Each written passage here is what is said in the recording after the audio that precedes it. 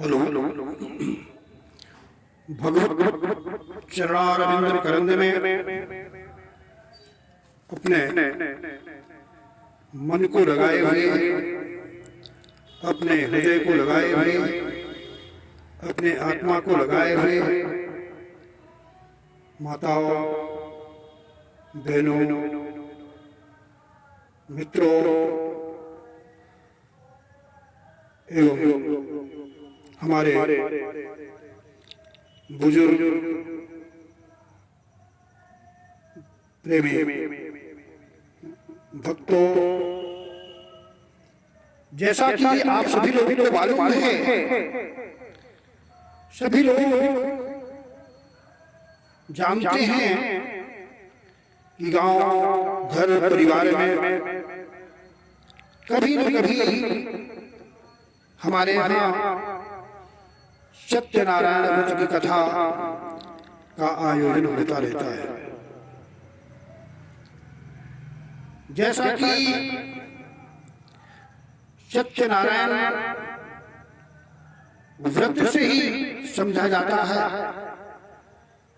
इस कथा के माध्यम से जाना जा सकता है कि यह एक ऐसी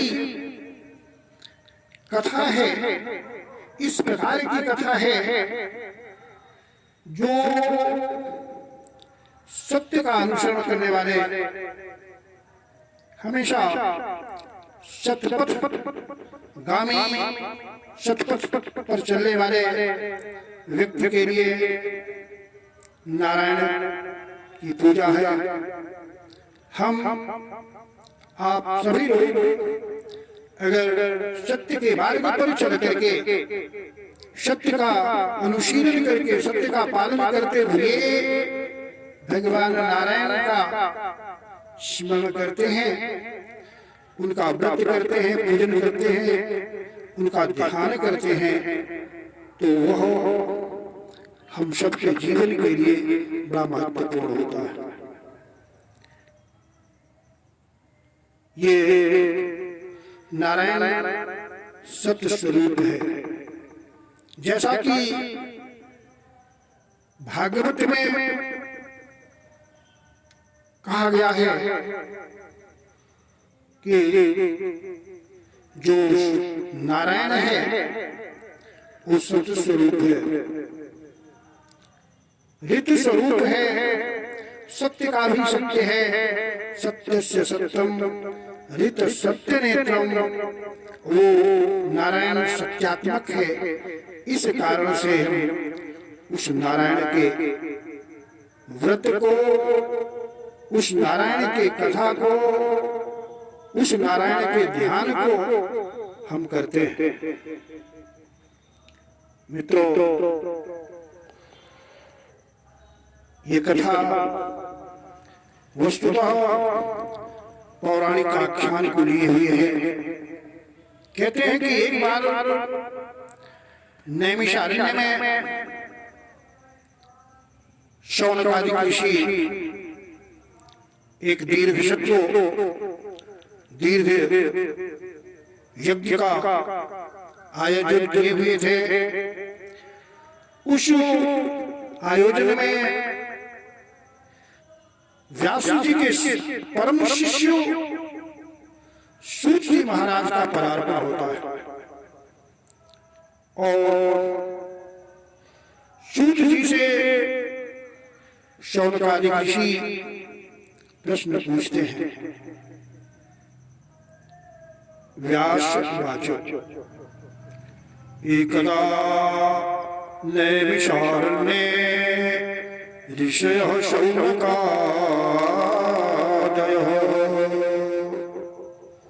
पप्रच्छुः मुनयः सर्वे सूतं पौराणिकं खलु। शौनकादिक ऋषियों ने, महर्षियों ने सूत जी महाराज से जिज्ञासावश एक प्रश्न किया। वो क्या है ऋषियों ने कहा, महाराज आप बताएं हमें, व्रतेन तपसा किं वा प्राप्यते वांछितं फलम् तत् सर्वं श्रोतुमिच्छामः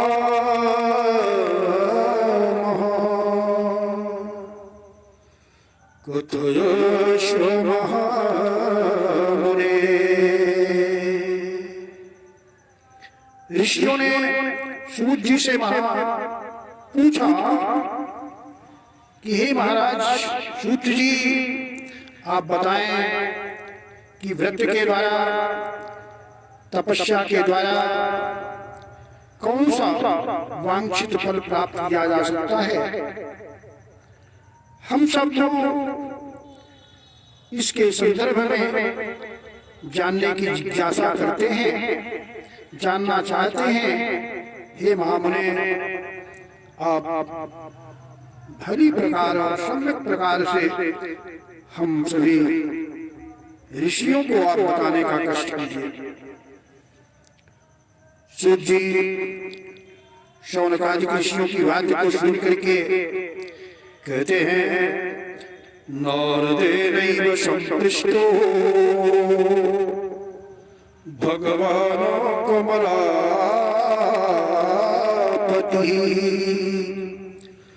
सुरर्षे यथैवाहं तत् श्रुतुं समाहिताः। सूत जी बोले, हे ऋषियों जिस प्रकार से आप लोगों ने मुझसे पूछा है ठीक उसी प्रकार से एक बार नारद बाबा भी भगवान कमलापति के यहाँ पहुँचते हैं, विष्णु के यहाँ नारायण के यहाँ पहुँचे और वो उनसे पूछे, प्रश्न किए। एकदा नारदो जोगी परामोहक्षया। वो नारद योगी जो भगवान के भक्त कहे जाते हैं, जो पर स्वार्थ के लिए पर परमार्थ के लिए दिन रात नारायण का जाप करते हुए इधर उधर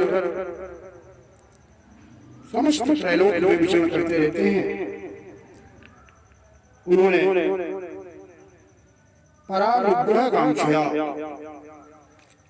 दूसरों के ऊपर मनुष्यों के ऊपर अनुग्रह करते हुए अनुग्रह की कामना से पर्यटन विविधान लोकान मर्त्यलोकमुपागता।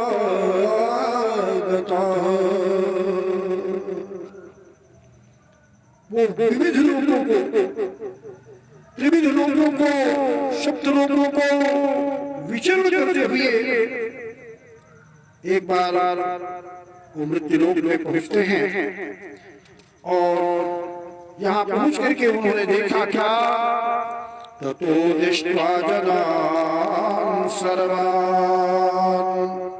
उन्होंने यहाँ देखा कि यहाँ जितने भी लोग हैं, जितने भी मनुष्य जीव हैं, सारे के सारे जीव मनुष्यों नाना क्लेश समन्वितानां, नाना प्रकार के क्लेशों से समन्वित है, युक्त हैं। नाना योनिसमुत्पन्नान्,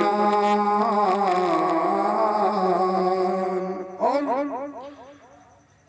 यहाँ के जीव अपने कर्म के अनुसार नाना योनिसमुत्पन्नान्, 184 योनियों में अपने कर्म के अनुसार अपने किए गए कर्म के फल से भोग रहे हैं। कैसे क्लिश्यमानान्, दुखी होते हुए, बहुत ही दुख पूर्वक यहाँ लोग विचरण कर रहे हैं। उस समय यहाँ मृत्यु लोक में आकर के नारद बाबा विचार करने लगे कि आखिर किस प्रकार से हम इन मृत्यु लोक के जीवों के कल्याण के विषय में कौन से उपाय कर सकते हैं जिससे कि इन सबों का जो दुख है वो दूर हो सके। नारद बाबा अपने मन में विचार करने लगे कि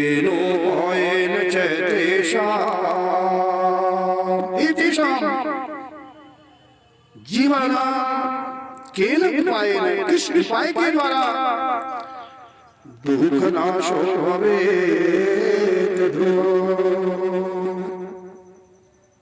ध्रुवं दुःखं नाशं भवेत्।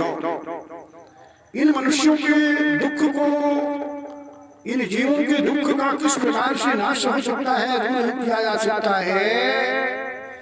इति संचिन्त्य मनसा, ऐसा अपने मन में विचार करते हुए विष्णु लोकं गतस्तदा।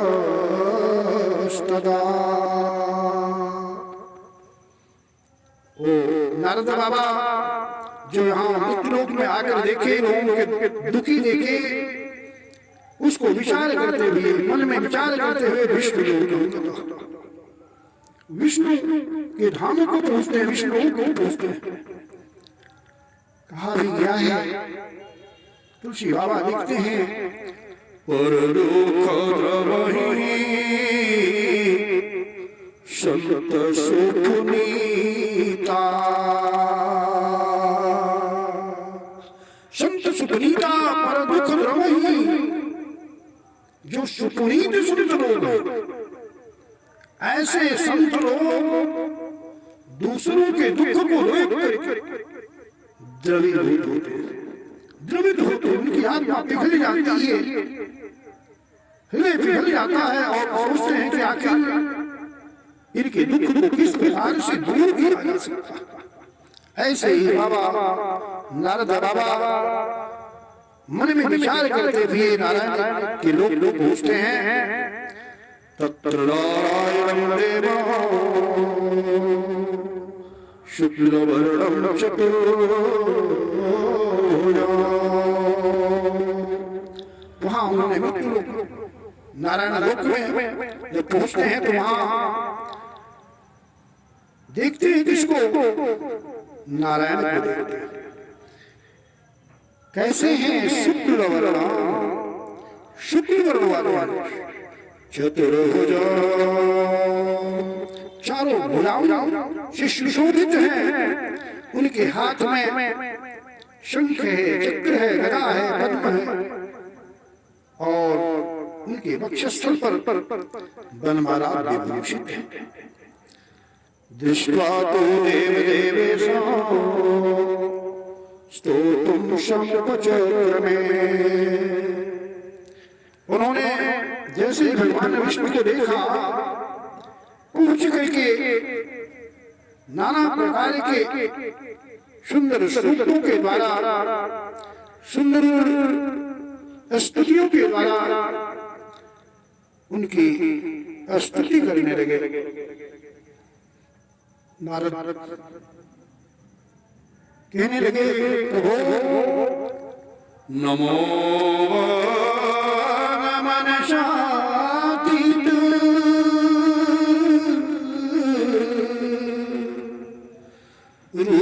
रूपानंत सत्ये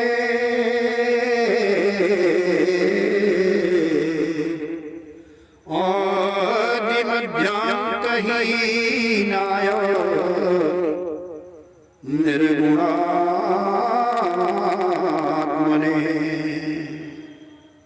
नमो वांग मनसातीत, वांग वाणी और मन से अतीत स्वरूप वाले, हे अनंत पराक्रम वाले, हे नारायण, हम आपको नमस्कार करते हैं, आपको प्रणाम करते हैं। आपको आदि मध्यांत हीनाय, न तो आपका आदि है, न तो मध्य है, न तो अंत है।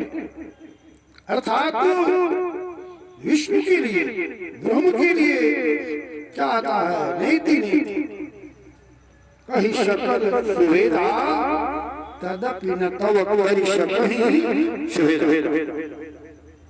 इनको निर्गुणात्मा ने भी कहा सर्वेषामादिभूताय भक्तानामार्तिनाशने। जितने भी प्राणी हैं समस्त सचराचर में, उन समस्त प्राणियों के आदि सबसे प्रथम आप उत्पन्न करता है। और प्रभु भक्तानां आर्तिनाशने, अपने भक्तों के आर्तिनाशने, दुख का नाश करने के लिए हमेशा तैयार रहते हैं। यही तो नारायण कहता है कि मैं अपने भक्तों के हित के लिए, कल्याण के लिए जो मां पश्यति सर्वत्र सर्वं च मयि पश्यति तेषां न प्रणश्यामि सचते नो। मित्रों, इस प्रकार से नारद बाबा ने नारायण की स्तुति करते हुए, प्रार्थना करते हुए, उनका यश गाते हुए उनको प्रणाम किया। उनके प्रणाम को सुन करके भगवान नारायण जो है नारदं प्रत्यभाषत, नारद को देख करके नारायण विष्णु कहने लगे किमर्थम आगतो सिद्धो। हे नारद, आज आपका अचानक आगमन किस कारण से हुआ? आप किस उद्देश्य से आज अचानक मेरे यहाँ पहुंचे हैं? किंते मनसि वर्तते, आपके मन में क्या है? किस बात को लेकर के आज आए हुए हो? कथयस्व महाभाग, तो हे महाभाग, आप अपने मन की बात को, आप अपने हृदय की बात को हमें सर्वं कथयामि ते, हमें आप उसे बताइए किस कारण से आप आए हुए हैं। भगवान विष्णु की बात को सुन करके नारद बाबा कहने लगे प्रभु मर्तलोके जना सर्वे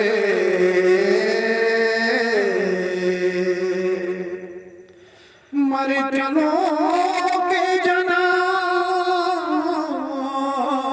सर्वे नाना क्लेश समन्विता। प्रभु मेरा मृत्यु लोक में अचानक जाना हुआ और मैंने वहां देखा कि मृत्यु लोक में जितने भी लोग, जितने भी प्राणी नाना प्रकार के क्लेशों से, नाना प्रकार के दुखों से, नाना प्रकार के विपदाओं से दुखी है। नाना योनि संपन्ना,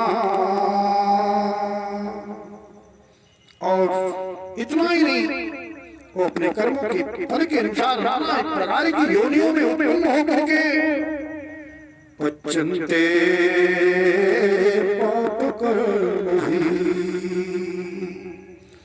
पाप कर्म भी पापों के कर्मों से पच्चनते दुखी हो रहे हैं, कष्टों को शेरे भोग रहे हैं। तत् कथम समय नाथ लघु पोएन तद। हे प्रभु, हे नारायण, हे जगत का कल्याण करने वाले, अपने भक्तों का हित करने वाले प्रभु, आपको से प्रार्थना निवेदन है कि किस प्रकार से पृथ्वी पर रहने वाले, मृत्यु लोक में रहने वाले प्राणियों का जो दुख है, क्लेश है, किस प्रकार से शमन किया जा सकता है, दूर किया जा सकता है। लघु पोएन तद। आप लघु पाएन, लघु उपाय कहने का मतलब संक्षिप्त कार्यों से, थोड़े के कार्यों से, थोड़े से प्रार्थना से या थोड़ी सी भक्ति से किस प्रकार से मुझे दुख दूर किए जा सकते हैं। हे प्रभु, श्रोतुम इच्छामि, मैं आपके श्रीमुख से इस बात को सुनना चाहता हूँ। आप सब कुछ हो, कृपा असीयते मयि। अगर आप मेरे ऊपर कृपा करते हैं तो हम चाहते हैं कि आप मुझ पर कृपा करके उन प्राणियों के दुख के उपाय के विषय में बताइए। नारद की बात को सुन करके श्री भगवान नारायण कहने लगे, साधु कृष्णं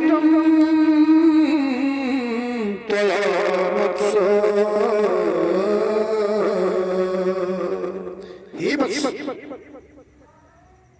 हे बेटे,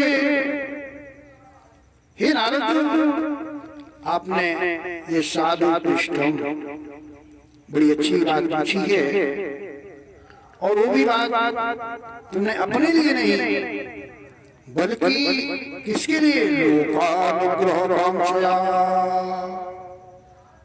लोकानुग्रह, जनों के ऊपर, लोगों के ऊपर कृपा करते हुए, प्राणियों के ऊपर अपनी कृपा करते हुए ये बात पूछी है। तो मैं आपको एक ऐसा उपाय बता रहा हूं, उसे आप सुनिए।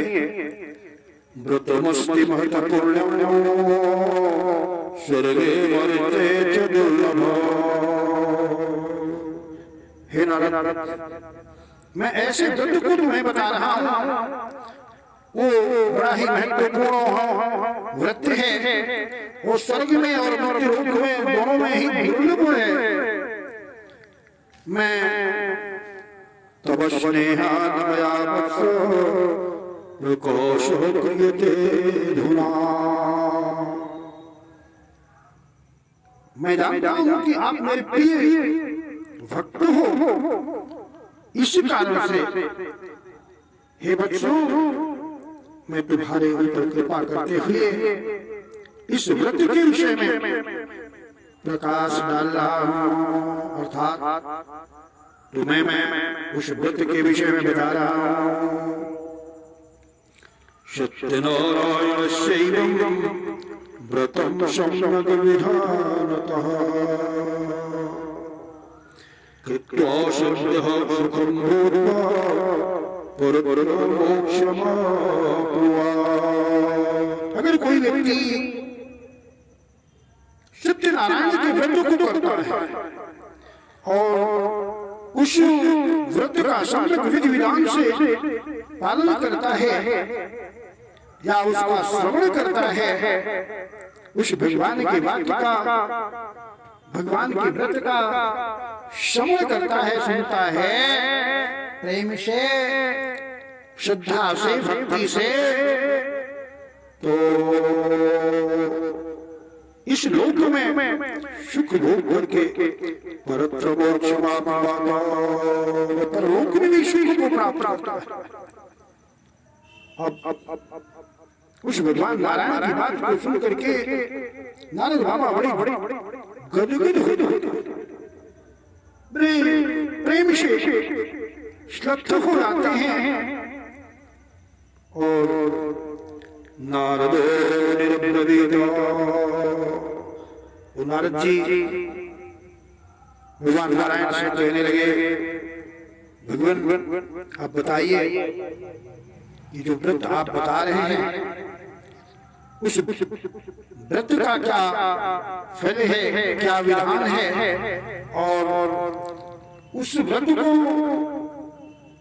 किसने किसने किया, तत्सर्वं विस्तराद ब्रूहि, उसे आप विस्तार पूर्वक हमें बताइए। कदा कार्यं हि तद्व्रतं, वो व्रत जिसे आप बता रहे हैं उस व्रत को कब हमें करना चाहिए, या उस व्रत का मनुष्यों के द्वारा कब पालन करना चाहिए। श्री भगवान भगवान नारायण नारद से कहने लगे, नारायण ने कहा, नारद जिस व्रत को मैं बता रहा हूं व्रत दुख शोक शमन धन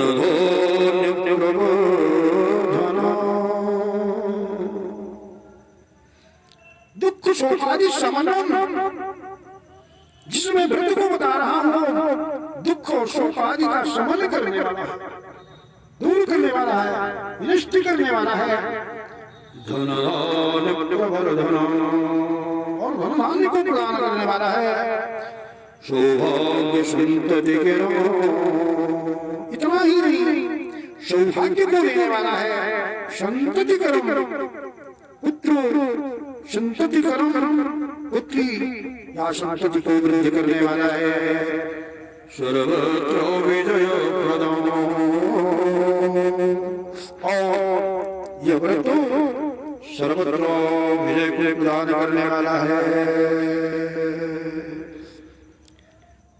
इतना ही नहीं, भगवान नारायण ने कहा कि कोई बंधन नहीं, जस्मिन् कस्मिन् दिने मरतो भक्ति श्रद्धा समन्वितः, कोई बंधन नहीं, कोई समय नहीं, कोई दिन की प्रतिबद्धता नहीं, कोई समय की प्रतिबद्धता नहीं। आप किसी भी दिन किसी भी समय भक्ति श्रद्धा से समन्वित होकर के सत्यनारायण देवं जजेच्चैव निशामुखे, अगर हो सके तो उस सत्यनारायण व्रत की कथा को हमें निशामुखे जजे दो,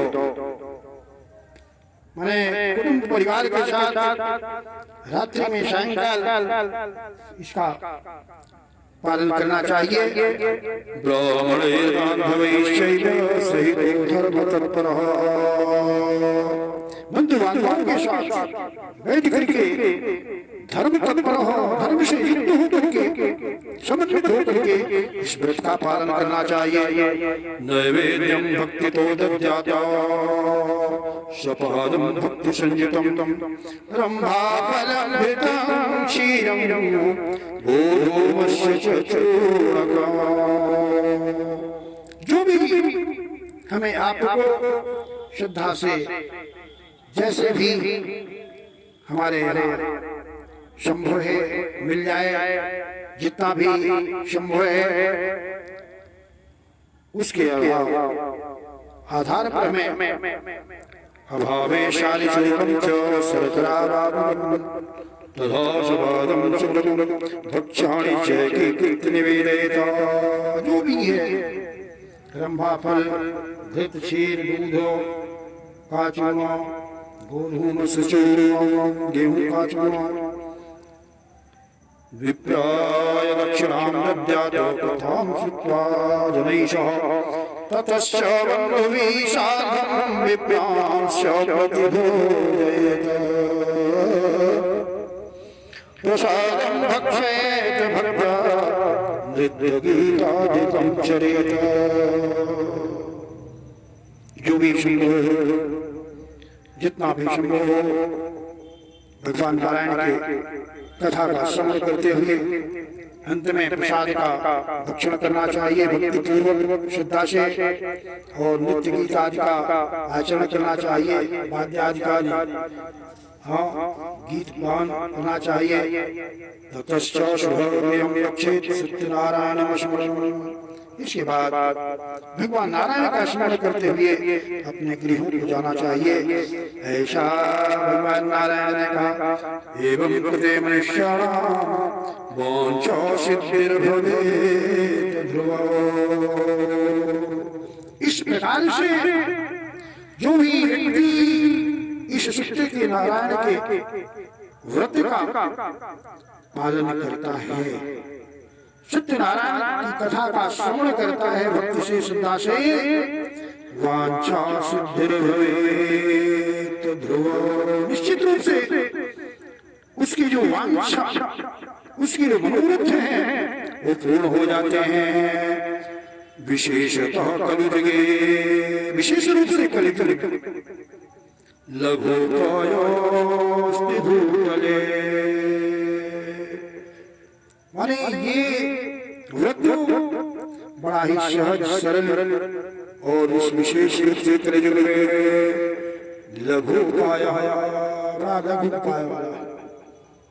इस प्रकार से भगवान नारायण ने नारद जी को बताया कि इस प्रकार से व्रत का विधान करना चाहिए यथासंभव श्रद्धा भक्ति से।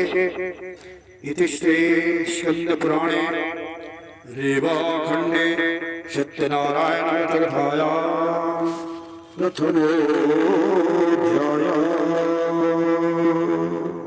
एक बार भगवान नारायण के नाम का स्मरण कर लीजिए। तो श्रीमन्नारायण नारायण नारायण, श्रीमन्नारायण नारायण नारायण, लक्ष्मी नारायण नारायण नारायण। बोलिए श्री नारायण भगवान की जय। इस प्रकार से सत्यनारायण कथा में पहला अध्याय समाप्त होता है। दूसरे अध्याय को श्रवण करने के लिए